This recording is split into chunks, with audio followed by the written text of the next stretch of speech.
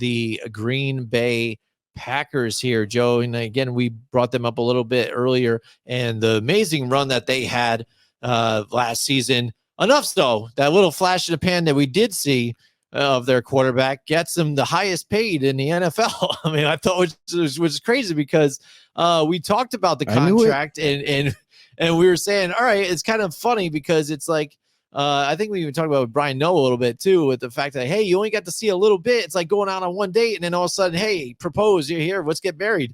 Whoa, you know what I mean? And I get it, you got to want to try and lock them up, for long term. Maybe the rate was good right now because you never know what you might pay later down the road. Right. But it's just for the Packers. I hope it is what it is for them, and they can get it done here. And while these other weapons that they have here are still under a smaller contract. And it's just funny too because I think it was Evan Cohen for Unsportsmanlike. All right, now let's see what you think about this take. He said he was on another podcast and he said if you put Jordan Love and Aaron Rodgers, he's taking Jordan Love all day because he's a better player than Aaron Rodgers. Do you agree that Jordan Love is a better player than Aaron Rodgers? No. Yeah, I didn't think so either. Neither did the other guys. But here's the thing: is you're comparing a veteran that's done everything, has won championships, has had an illustrious career, is a Hall of Famer. He's a future Hall of Famer, a shoo-in. And you're comparing him right now to Jordan Love, who's only had one season of productivity. No. That's ridiculous. Which I get because even they were like, all right, hold on a second. Do you mean even just the way he's playing now because Aaron Rodgers is older? Wait, are we talking about Aaron Rodgers last year? Like that? And like because he goes, if you're asking me, you're like, are you seriously saying that Jordan Love is a better quarterback than Aaron Rodgers? And he said, well, is he not? And I'm like, wow, it's just hot takes everywhere, which I think was a bit preposterous, a little ridiculous. So yeah, I'm glad that we kind of agree on that one. I'm sure a lot of other people do on top of it. Jim, we got news. What's up? Just as fast as we reported it is as fast as it's shut closed. All right. The Patriots are no longer interested in trading for Brandon Ayuk. It's an official statement and comes from Adam Schefter. It is official, guys. Sorry, Patriots fans. That's not going to happen. There you go. It's all fake news. It's phony stuff. It didn't happen. Yep. So the Patriots are out. So who knows? Maybe then. So now you're looking at who else? Did they say somebody else besides the Browns and stuff out there? Well, so far that the Browns are talking, right? Like they're in the hunt. What's interesting is that you have teams like maybe the Steelers that might entertain this because imagine coupling George Pickens with Brandon Ayuk with maybe Russell Wilson if he is going to be the starter. Because we know that there's a little bit of a rustling of the feathers there with Justin Fields now getting first team reps recently because Russell Wilson had a slight injury.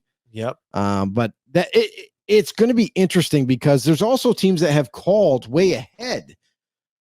Called San Fran. The Raiders actually were in a phone conversation with them, possibly maybe thinking about getting out of Devontae Adams' contract and sending him to San Fran in hopes of getting Ayuk. So nothing is ironclad. It's all speculation at this point.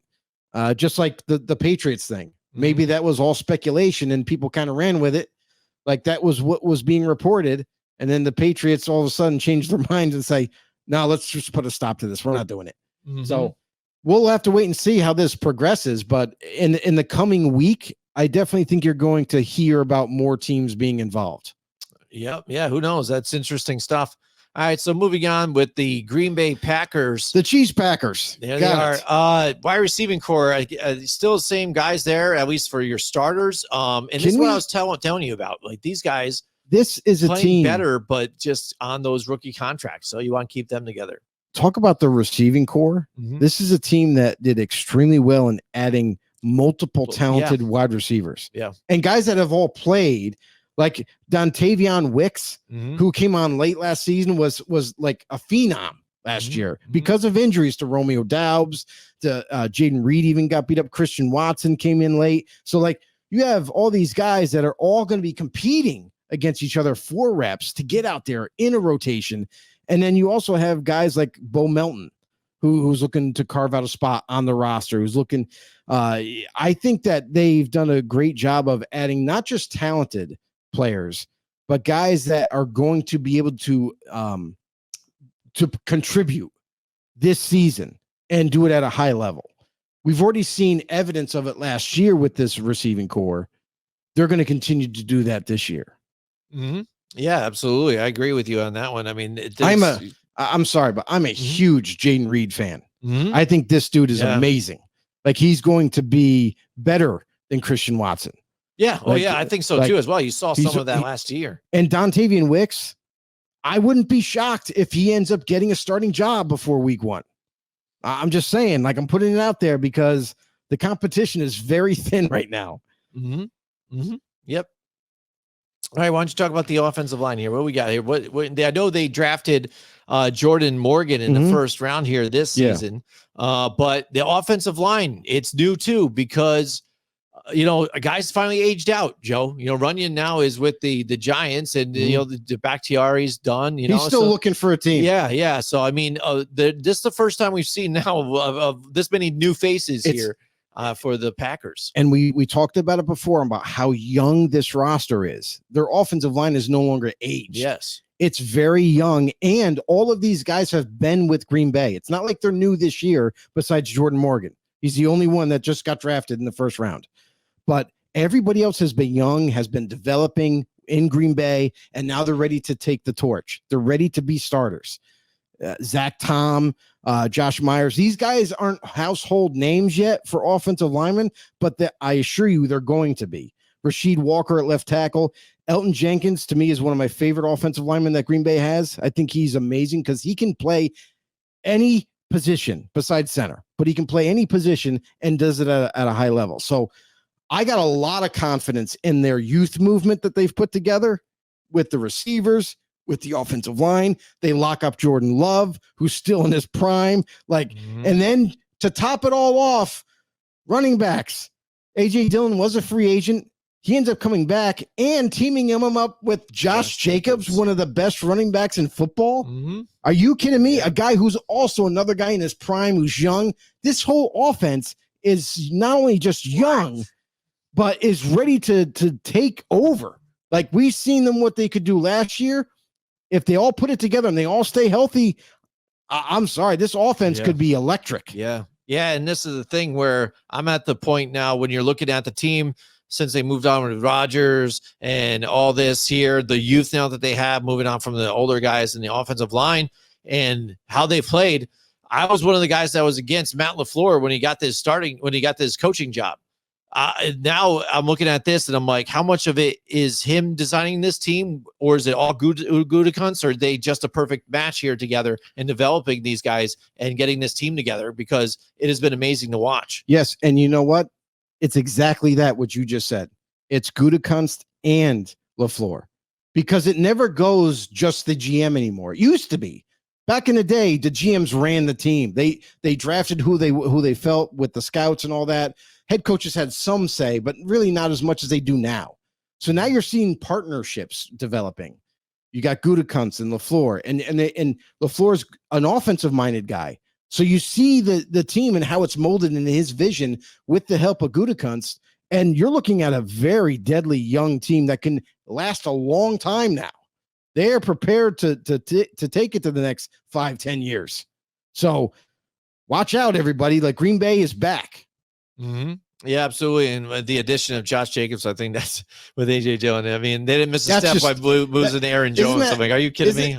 Isn't that like nasty? Is the teams in the division, like they watching the free agent wire and everything, and all of a sudden it comes up on there. Green Bay Packers sign Josh Jacobs and AJ Dillon back, and they're like, what the fuck? Yeah, I give up. Like, what are we supposed to do against that? Yeah, exactly. And again, now you look at the defensive side.